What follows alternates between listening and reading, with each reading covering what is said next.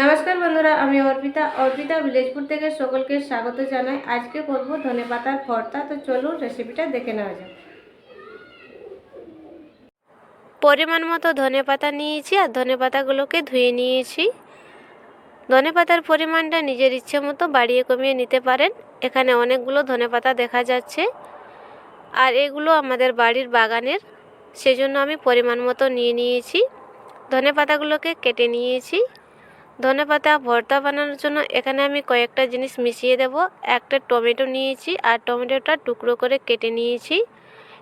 10-12 কোয়া রসুন আর নিয়েছি কয়েকটা কাঁচা লঙ্কা, নিয়েছি কয়েকটা গোলমরিচ।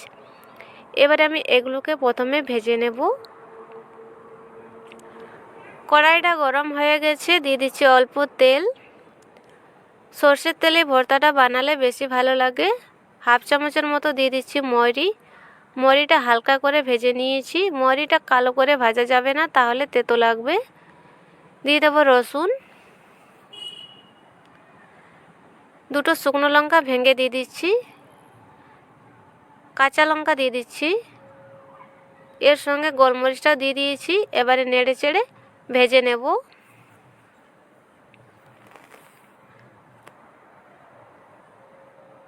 সব কিছুকে আমি হালকা করেই ভেজে নেব।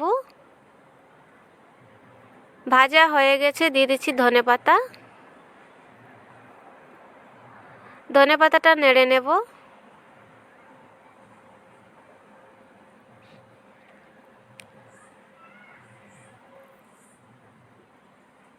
তিন চার মিনিট মতো ধনেপাতাটা নাড়াচাড়া করলে ধনেপাতাটা নরম হয়ে আসবে।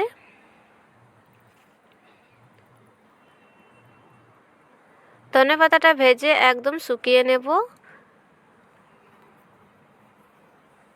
এই দেখুন ধনেপাতাটা ভাজা হয়ে গেছে। কেটে রাখা টমেটোটা দিয়ে দেব।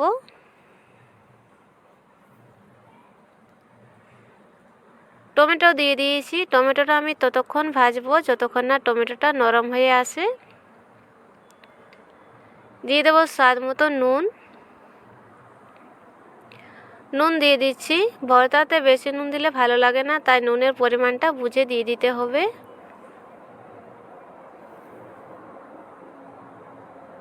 নাড়াচাড়া করে টমেটোটা নরম করে নেব।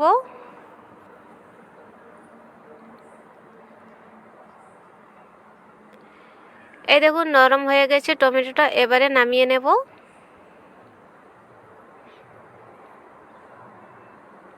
প্লেটে নামিয়ে নিচ্ছি। নামিয়ে নিয়েছি। এবারে শিলনোড়া দিয়ে বেটে নেব। আপনারা চাইলে মিক্সিতেও পেস্ট করে নিতে পারেন। বাটার সময় আমি জল দেব না, জল ছাড়াই একদম মিহি করে বেটে নেব। বেটে নিচ্ছি। কয়েকবার ঘষা দিলেই বাটা হয়ে যাবে। এই দেখুন একদম মিহি করে বাটা হয়ে গেছে। এবারে শিল থেকে ধনেপাতার ভর্তাটা তুলে নেব।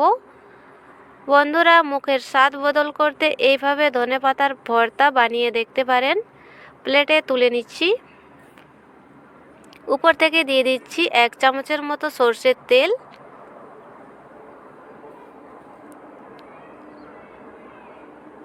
ধনেপাতা আর কাঁচা লঙ্কা দিয়ে সাজিয়ে নিচ্ছি।